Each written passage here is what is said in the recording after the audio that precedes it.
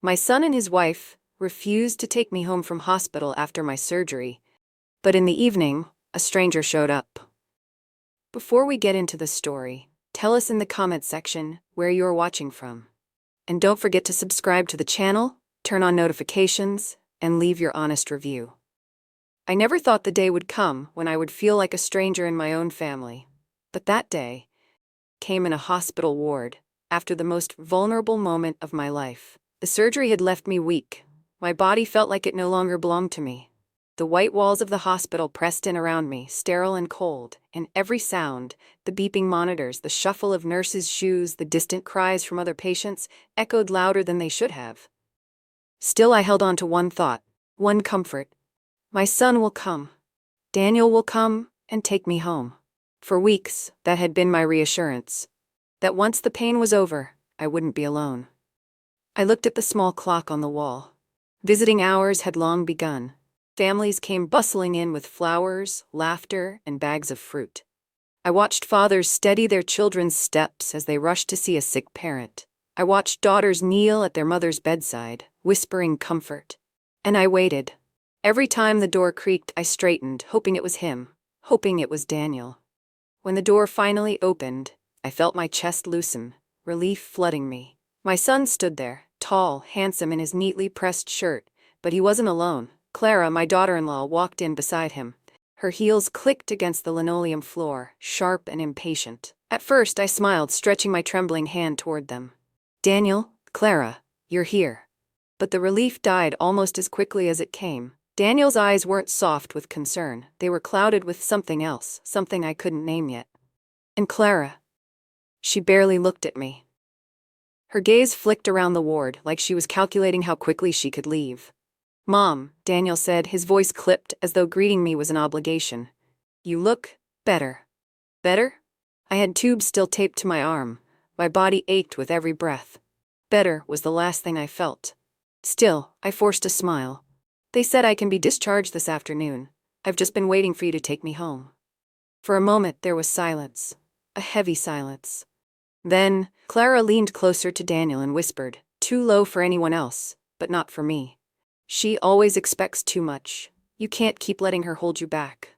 Her words stabbed me sharper than any scalpel ever could. Daniel shifted uneasily, avoiding my eyes. Mom, he began. About that. Clara and I are very busy tonight. We've got an important dinner. We can't stay to take you home. I blinked, not understanding. Dinner? But Daniel, this is my discharge. I can't just stay here. You promised you'd. Clara cut in smoothly, her voice dripping with false sympathy. Margaret, hospitals have taxis, don't they? Or maybe you can call a friend. Daniel can't risk being late tonight. You wouldn't want people thinking poorly of him at work, would you? Her words weren't just dismissive. They were designed to wound. And Daniel, my son, the boy I raised with everything I had, stood there in silence. He didn't defend me. He didn't argue. He just let her speak for him. The air left my lungs. For a moment I thought I might collapse back onto the bed. Daniel, I whispered, you're my son. I just need you. Just this once. His jaw tightened. He wouldn't meet my eyes. I'm sorry, Mom. You'll figure something out. I have to go. Clara placed her manicured hand on his arm, tugging him toward the door. And just like that, they turned their backs on me.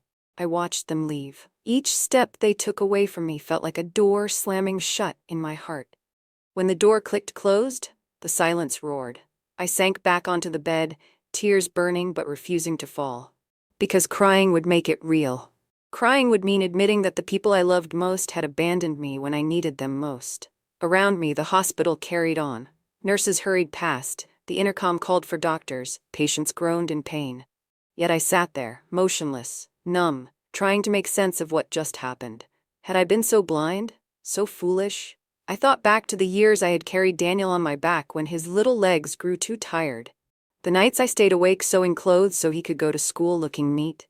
The meals I skipped just to make sure he had enough to eat. All of it. Forgotten. Because Clara whispered in his ear. Because my son chose her approval over my love. I tried to gather my strength to stand. But my body wouldn't obey.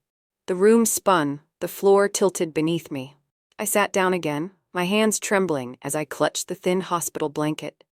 And as I sat there, trembling and alone, a single thought pierced the fog of despair. Maybe a stranger's kindness would prove stronger than my own son's love. But I didn't know then that those words I overheard would change my life forever. The minutes after Daniel and Clara left felt like hours. I sat in that hospital bed, the fluorescent lights buzzing faintly above me, my body heavy with weakness, and my heart heavier still. I tried to keep my hands busy, shuffling through the hospital papers the nurse had given me, billing statements, discharge forms, instructions written in language that felt like it belonged to another world. Numbers blurred on the page, fees, balances, immediate payment required. I blinked hard, trying to focus, but my eyes burned with exhaustion. My savings were nearly gone. My son had promised to help. But now I was left stranded, too sick to argue, too tired to fight. The laughter of another family carried from across the ward. The kind of sound that should have brought me comfort, but instead it only reminded me of what I didn't have. That's when the door creaked again. A man entered, tall and slightly stooped, with silver-gray hair combed neatly back. His clothes were plain, dark slacks, a well-worn jacket, the kind of man you might pass on the street without noticing. But there was something about his presence, steady, calm, grounded, that made the room feel just a little lighter. He wasn't here for me. I realized that quickly. His eyes went straight to the young woman lying in the bed across from mine. She stirred weakly, and he hurried to her side, taking her hand in both of his. "My darling," he whispered, his voice breaking with love. "I'm here now. You're not alone." The tenderness in his voice struck me. I turned away, not wanting to intrude. But I couldn't stop the ache that spread in my chest. How strange, I thought, that a stranger's daughter could be so cherished, while my own son had just walked away from me without a backward glance. Minutes passed. He sat by his daughter, speaking to her softly, until at last she drifted back to sleep. Only then did his eyes wander and land on me. I must have looked pitiful, clutching a folder of papers with trembling hands, my face pale from pain and despair. He rose quietly and approached. "Ma'am," he said gently, "are you all right?" I forced a smile. "Oh, I'm fine, just a little tired." But the lie didn't convince him. His eyes lingered on the stack of bills in my lap, the IV tape still clinging to my arm. "You don't look fine," he said softly. "Forgive me for asking, but is there no one here with you?" The words cut deeper than he could know. I swallowed hard. "No," I whispered. "Not anymore." For a moment I thought he would leave it at that. But something in his expression changed, like he recognized a kind of pain he had seen before. He pulled up a chair and sat beside my bed. "Sometimes," he said quietly, "the people we think will stand by us don't, and sometimes the ones we least expect do." I stared at him, unsure whether to laugh or cry. "You don't know my story," I said, my voice breaking. "Then tell me," he replied, and before I knew it, I did. I told him about my husband, how I lost him too soon, how I raised Daniel alone. I told him about the sacrifices, the late nights working, the meals I skipped to put food on his plate. I told him how I thought all of it meant something, that when the time came when I needed him, Daniel would be there. My voice faltered as I described what had just happened, how my son and his wife had walked out on me, leaving me here like an unwanted burden. When I finished, the man was silent for a long while. His eyes were distant, troubled. Finally, he said quietly, "You remind me of someone. My late wife. She carried our family on her back when I was too busy building a business to notice. I regret every moment I didn't thank her enough. And my children, they too sometimes forget where they came from." His voice grew heavy, filled with emotion. "Your story, it shouldn't end this way." I didn't know what to say, so I just nodded and looked down at the bills in my lap. We spoke a little longer, about his daughter, about life's cruel ironies, and then he excused himself, promising to return. I didn't expect to see him again, but not long after a nurse came rushing to my bedside with a wide smile. "Mrs. Margaret," she said, "your balance has been cleared. You're free to go." I blinked at her. "Cleared? But how?" She shrugged. "A gentleman settled everything at the front desk, said you shouldn't worry about a thing." My heart nearly stopped. My hands shook as I clutched the papers. Who would do such a thing? I didn't have to wonder long. The man returned moments later, standing in the doorway with a quiet smile. "You," I whispered. "It was you, wasn't it?" He only nodded. "Consider it a small favor." or someone who deserves far more than she's been given. Tears stung my eyes. I had been abandoned by my own flesh and blood, and here was a stranger who saw my pain and answered with kindness I hadn't dared hope for. "I can't accept this," I said, shaking my head. "It's too much." He raised a hand gently. "Please, don't see it as charity. See it as fate. We were meant to meet tonight." The weight of his words lingered in the air. He insisted on helping me gather my things. When I tried to protest, he simply smiled and said, "Let me do this. You've carried enough burdens alone." And for the first time in a long while, I let someone help me. As we stepped into the cool evening air outside the hospital, he offered me his arm. "I'll give you a ride home," he said firmly. I hesitated. "But sir, I don't even know your name." He chuckled softly, as though that fact amused him. "My name is Harrison, Mr. Harrison, if you prefer. And don't worry, you'll know more about me soon enough." The way he said it sent a strange shiver down my spine. I didn't realize then just how true his words would be. I didn't realize that this man, this stranger who stepped into my life by chance, was about to change everything. And what I would discover about him would turn my world upside down. When Mr. Harrison offered me a ride that night, I expected nothing more than a quiet trip home. But what I didn't realize was that fate had more in store for me than I could have ever imagined. The car he led me to wasn't flashy or ostentatious. It was a modest black sedan, the kind of vehicle you'd hardly glance at on the road.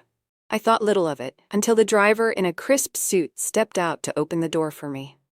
I hesitated, glancing at Harrison. You have a driver?"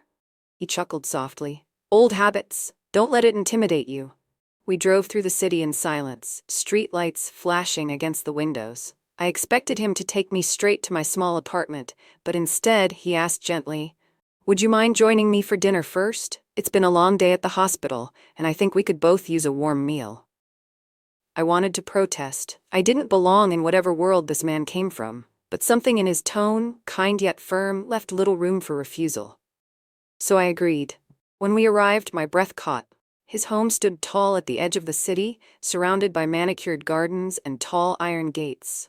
But unlike the gaudy mansions I'd seen in magazines, his house wasn't built to impress.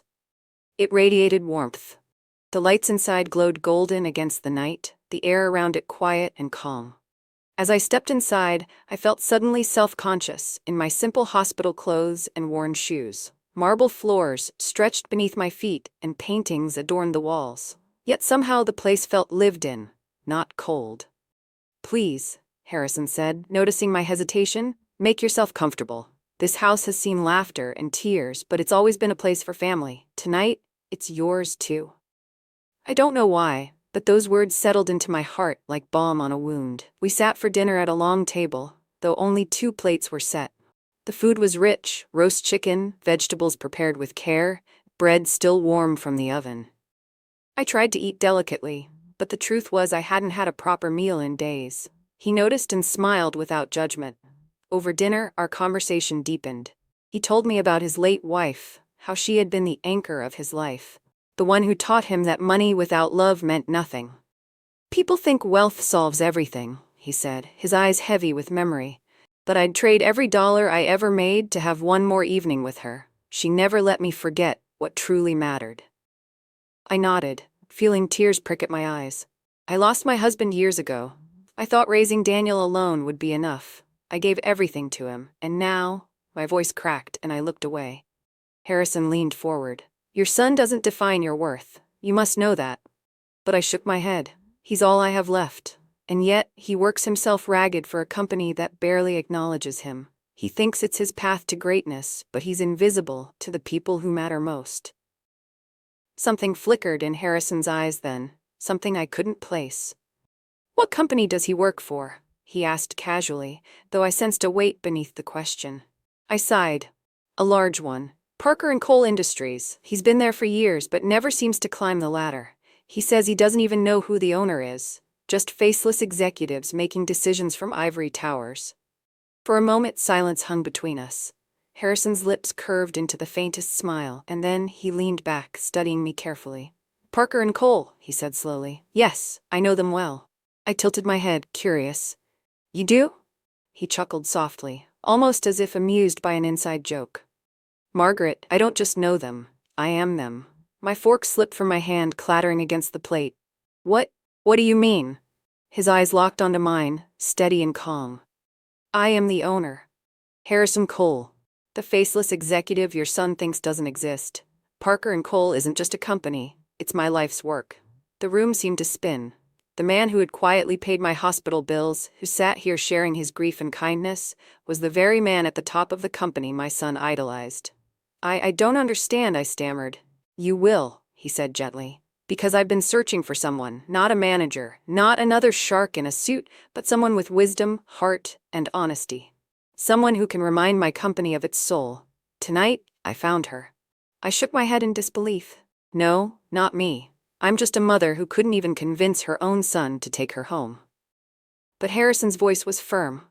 "Precisely you. You've lived, you've sacrificed, you understand loyalty, family, and dignity, things no textbook can teach. That's what my company needs, that's what I need." His words stunned me into silence. "I want you," he continued, "to come aboard Parker & Cole as an advisor, a counselor for community and family values, a voice to balance the greed and ambition of the boardroom. You'll have authority, respect, influence." My heart pounded in my chest. Me? A woman who had just been abandoned in a hospital ward, being offered a role of importance I could never have dreamed of. I whispered, "But Daniel, he works for you. What will he think if he finds out?" Harrison's smile deepened, tinged with something unrateable. "He doesn't need to know yet. Let him discover it in time. What matters now is that you accept. Because I trust you, Margaret. More than I trust half the men who've sat at my table."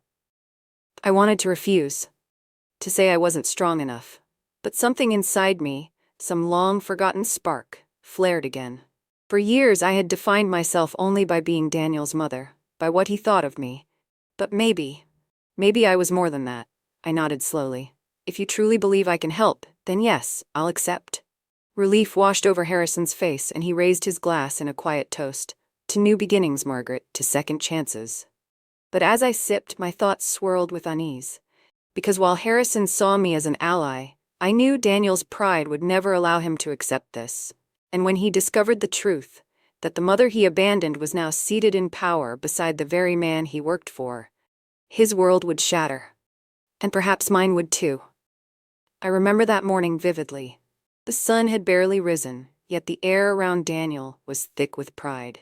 He strutted across the marble floor of his home, a self-satisfied smile painted across his face. He had been summoned to an urgent meeting at the company headquarters. Daniel, of course, took it as nothing less than a sign, surely a promotion. "This is it, Clara," he had said, his voice dripping with smugness. "Finally, they've recognized my value. Probably a senior executive role, maybe even a directorship." Clara, his wife, smirked from across the room. She straightened his tie with deliberate precision, her icy blue eyes gleaming with ambition.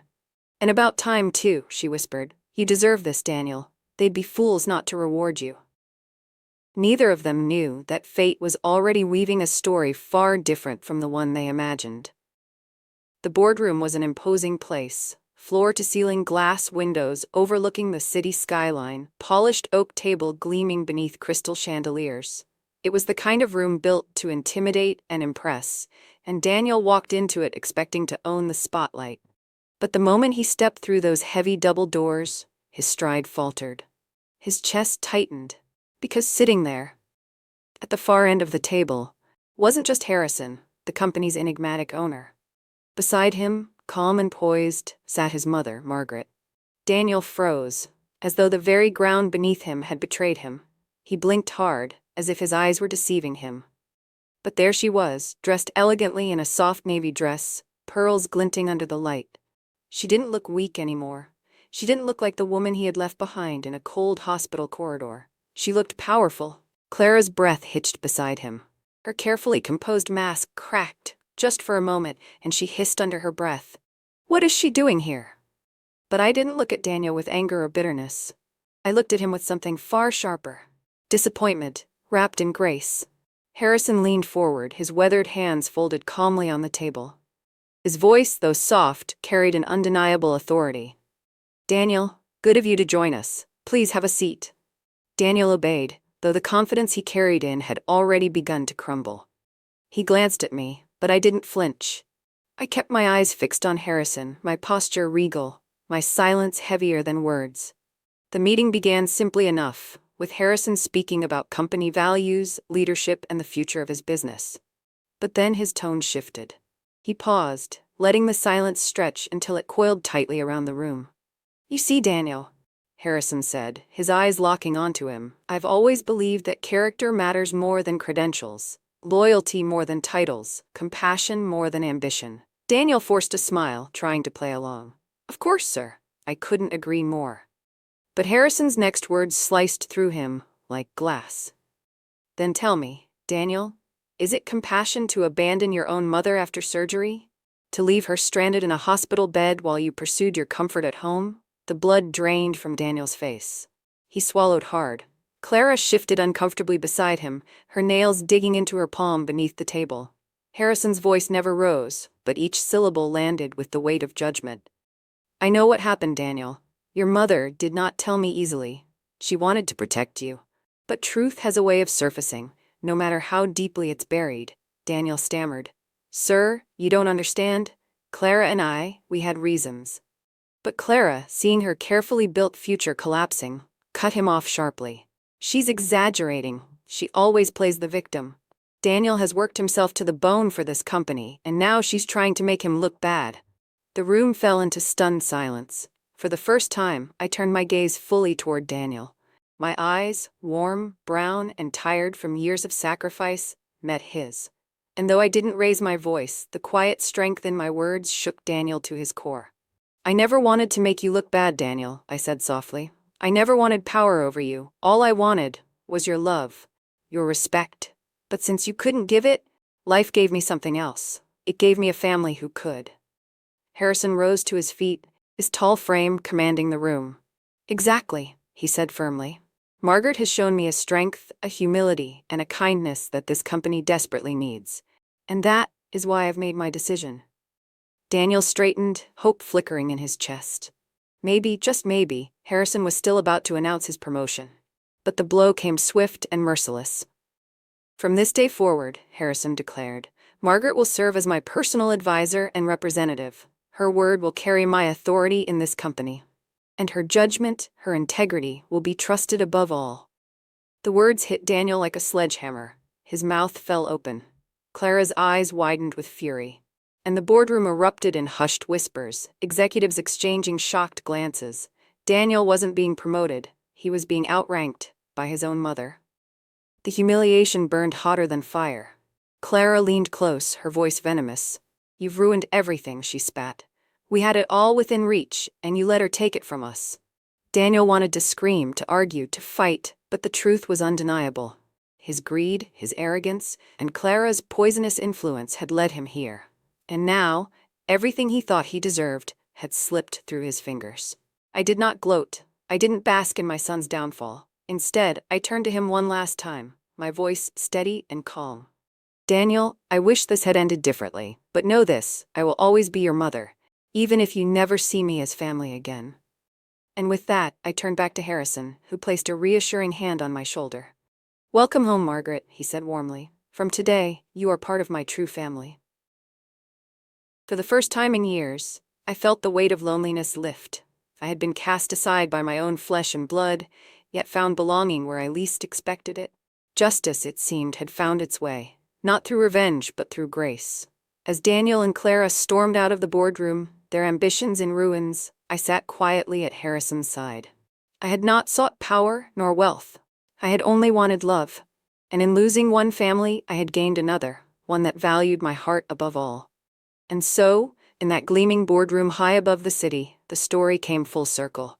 Betrayal had turned to redemption, cruelty to compassion, and a mother who was once left behind now led the way forward. And that, my friends, is the story of how Margaret transformed heartbreak into hope and found family in the most unexpected of places. It's a reminder to all of us that true worth isn't measured by titles, paychecks, or ambition, but by how we treat the people who love us most. If this story moved you, don't forget to hit that subscribe button, like the video, and share it with someone who might need this message today. And remember, Sometimes, life's greatest twists aren't tragedies, but second chances.